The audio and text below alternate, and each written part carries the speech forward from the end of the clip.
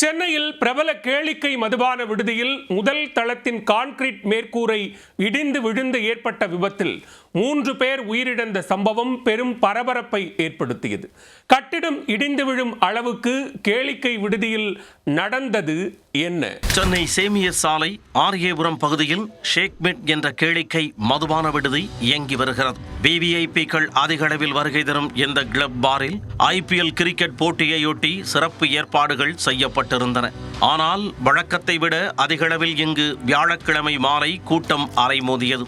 இந்நிலையில் விடுதியின் முதல் தளத்தில் அதிரும் வகையில் ஸ்பீக்கர்களில் இசையை ஒலிக்கவிட்டு ஐபிஎல் கொண்டாட்டங்கள் களைகட்டின. அப்போதுதான் அந்த விபத்து நிகழ்ந்தது. திடீரென பயங்கர சத்தத்துடன் மதுபான விடுதியின் முதல் தளத்தின் கான்கிரீட் மேற்கூரை இடிந்து கீழே விழுந்தது. அந்த சமயத்தில் அங்கிருந்த சிலர் கட்டட இடிபாடுகளில் சிக்கிக் கொண்டனர். இதுகுறித்து அபிராமபுரம் காவல் நிலையத்திற்கும் தீயணைப்பு நிலையத்திற்கும் உடனே தகவல் தெரிவிக்கப்பட்டது. மேலும் தேசிய பேரிடர் மீட்புக் குழுவினரும் அங்கு வரவழைக்கப்பட்டனர். சென்னை மாநகராட்சி கமிஷனர் ராதாகிருஷ்ணன் மற்றும் காவல்துறை உயர் அதிகாரிகளும் சம்பவ இடத்திற்கு சென்று மீட்பு பணிகளை துரிதப்படுத்தினர். தீயணைப்பு வீரர்கள் இடிபாடுகளில் சிக்கி உயிரிழந்த 3 பேரின் உடல்களை மீட்டனர். விசாரணையில் இறந்தவர்கள் மணிப்பூரைச் சேர்ந்த 22 வயதான மேக்ஸ், 24 வயதான திருநங்கை லல்லி, தமிழகத்தைச் சேர்ந்த 48 வயதான சைக்ளோன் ராஜ் ஆகியோர் என தெரிய வந்தது. 3 பேரின் சடலங்களும் மீட்கப்பட்டு ராயப்பேட்டை அரசு மருத்துவமனைக்கு அனுப்பி வைக்கப்பட்டது.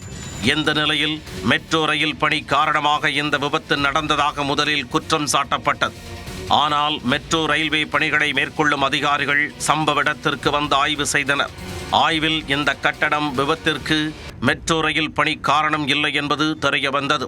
அதனால் கட்டட விபத்திற்கு யார் காரணம் என்று தொடர்ந்து விசாரணை நடத்தப்பட்டு வருகிறது.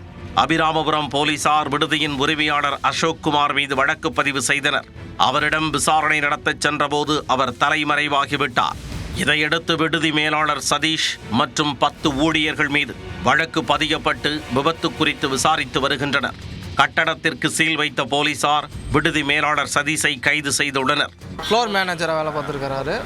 அதாவது ஐபிஎல் மேட்சுக்கு ரெடி பண்ணிக்கிட்டு இருந்திருக்காங்க. ஃபர்ஸ்ட் ஃப்ளோரில் பக்கத்தில் மெட்ரோ வேறு ஒர்க் நடந்துக்கிட்டு இருக்கு. ப்ளஸ் உள்ளே இவங்க ரெடி பண்ணிக்கிட்டு இருந்திருக்காங்க. சுமார் 7 மணி அளவில் பண்ணிக்கிட்டு இருக்கும்போது மேற்கூரை இடிஞ்சு விழுந்ததாக சொல்கிறாங்க. விழுந்ததில் அந்த உள்ளே வேலை பார்த்த 3 பேருமே ஸ்பாட்லேயே இறந்துருக்குறாங்க. அதில் என்னோடய பிரதர் ஒருத்தர், அவருக்கு கிட்டத்தட்ட 4 பிள்ளைங்க இருக்குங்க, பொம்பளை பிள்ளைங்க, சின்ன பிள்ளைங்க. சரிங்களா? அதனால் நல்ல முறையில் இதை விசாரித்து எனக்கு ஒரு சரியான தீர்ப்பை வழங்கணுங்கிறது என்னோடய வேண்டுகோளுங்க. இந்த பிள்ளைகளோட வாழ்க்கை ஒரு கேள்விக்குறியாயிடக்கூடாது. அந்த குடும்பம் நடுத்தருவில் நின்றக்கூடாது. ஊழியர்களிடம் நடத்தப்பட்ட முதற்கட்ட விசாரணையில் அதிக ஒலியுடன் பாடல்கள் ஒலித்ததால் கட்டடம் அதிர்ந்து இடிந்து விழுந்திருக்கலாம் என தெரிய வந்துள்ளது.